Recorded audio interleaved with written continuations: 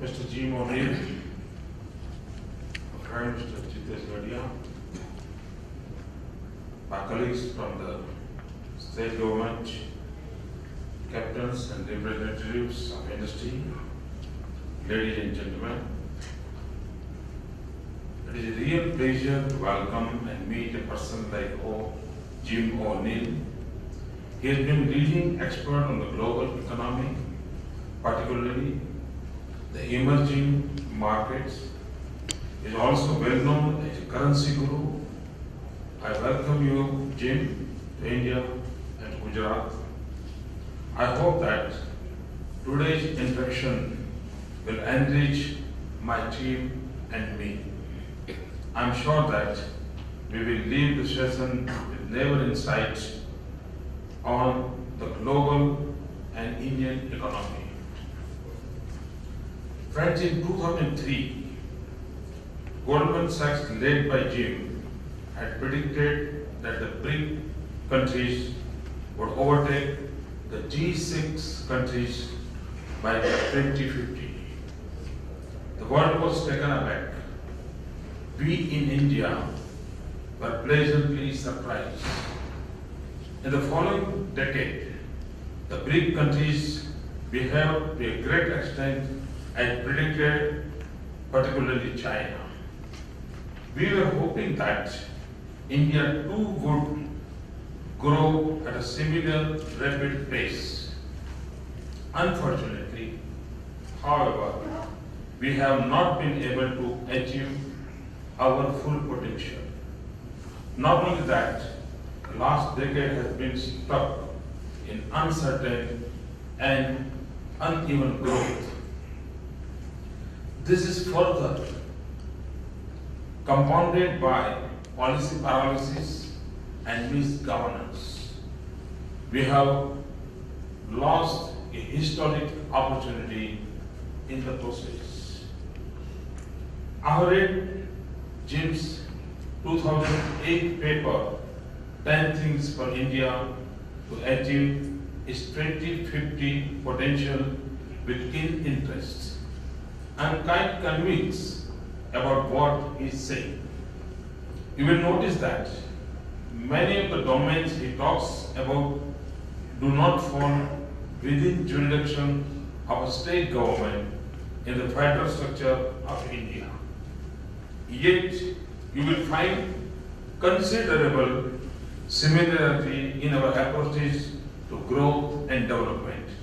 In fact, many of the ideas which Gujarat has followed and Jim professes as well are very commonsensical.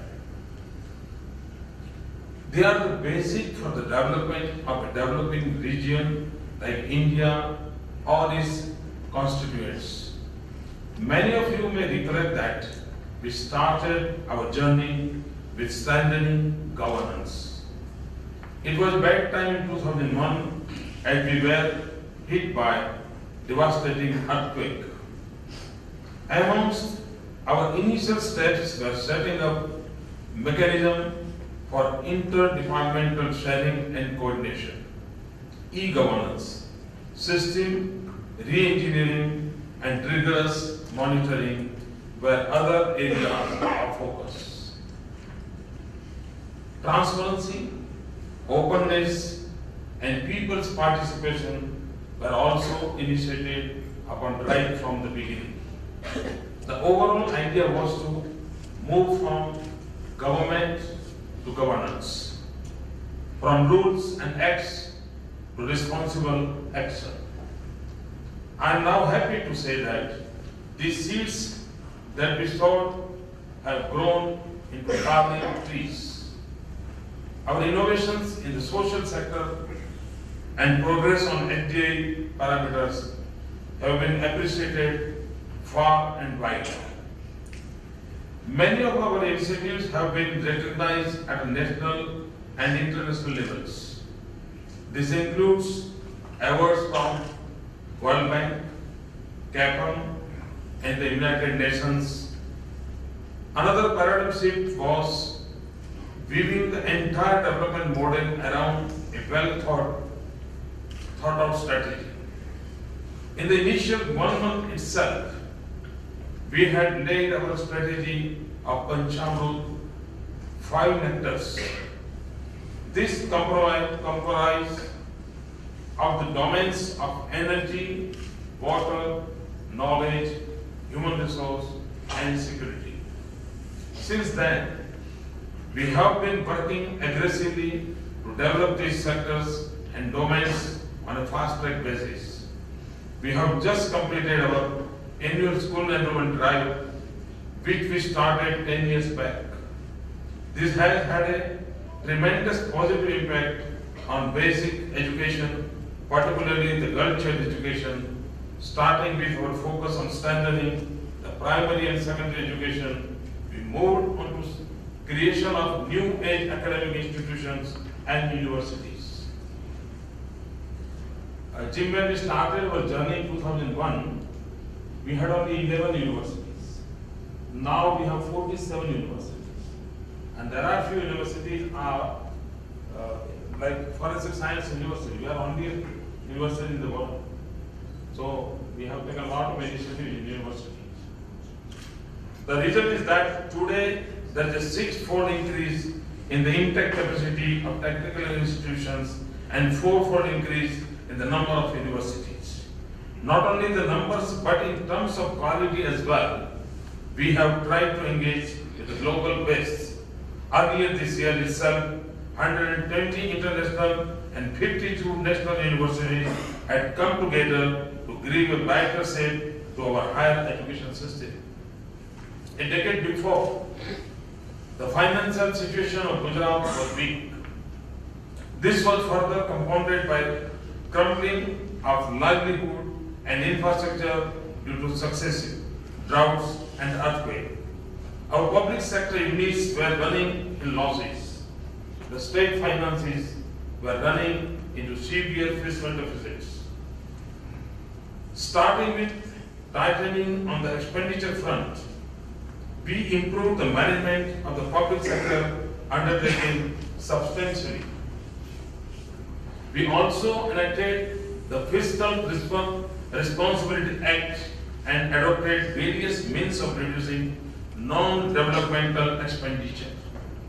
Thereby, we were able to allocate more money on the development front. The result is that we are in surplus now. Most of the PSUs have turned around and have enhanced their market cap. Another beauty of this exercise is that it is achieved without levying new taxes or enhancing them. Another front on which Gujarat stands out clearly is in establishing global linkage in trade and investment matters. In fact, Gujarat today is among the most preferred FTA destination in India. Not only that, we have developed long-term relationships with a large number of countries and their industries. Our biennial Global Investor Summit has become a platform for global tie-ups.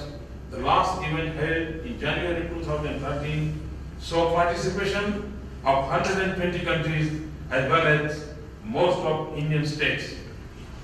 The one thing Jimmy have told about this trade, Gujarat will be the first state in the country where we are coming with a policy for the export policy. In India, and the export policy connected with the federal government. But Gujarat is the state where we are trying to come with that will be another focus area which we are planning in future. Against India's average 2-3% agricultural growth, Gujarat's agricultural growth has been growing at around 10% annually over the last decade. This has happened due to a lot of hard work on the part of government, agricultural universities and scientists, and most importantly, the progressive farmers. We have focused on water harvesting on a wide scale. At the time, we have also introduced micro irrigation techniques to ensure more crop per drop. Simultaneously, we introduced scientific agriculture practices to enhance agriculture productivity, and crop diversification. We have recently concluded our annual Agri Fair, which has become a platform for dissemination of knowledge in agriculture, food processing, horticulture, and animal husbandry. On the infrastructure front, we have been working with the desire of benchmark into the best globally. We already have the best in India, but we are going further, both on the core and industrial infrastructure as well as social infrastructure. We have evolved PPP models and practices which are considered to be the best in India. In 2011, a joint study of the economist and ADB established that Gujarat is the best PPP destination in India. We are further making a huge shift in our approach by establishing large site investment regions. We are planning to promote them as global hubs of economic activity. Ensuring environmental safety and quality has been my preeminent desire. We have been insisting to do things in a way what we consume lesser natural resources and still become more productive. We are the biggest earners of carbon credits in India. Gujarat is the first state in India where we have a separate climate change department. Going further, Gujarat has emerged as a global hub of solar energy in addition to its sizable share in wind energy. We have established Asia's biggest solar park with a capacity of 600 megawatts. We are also keen on developing eco-friendly practice and systems, particularly in our urban industrial locations. We are working with the motto of Gujarat's growth for India's growth. We know that India cannot develop unless states develop. We also know that there is a lot to be done by us in the states, particularly if India has achieved its full potential. We can definitely do better if the national policies are aligned towards a greater vision of a developed India. I am a positive person. I am sure that we will do even better than predicted by Jim. Thank you.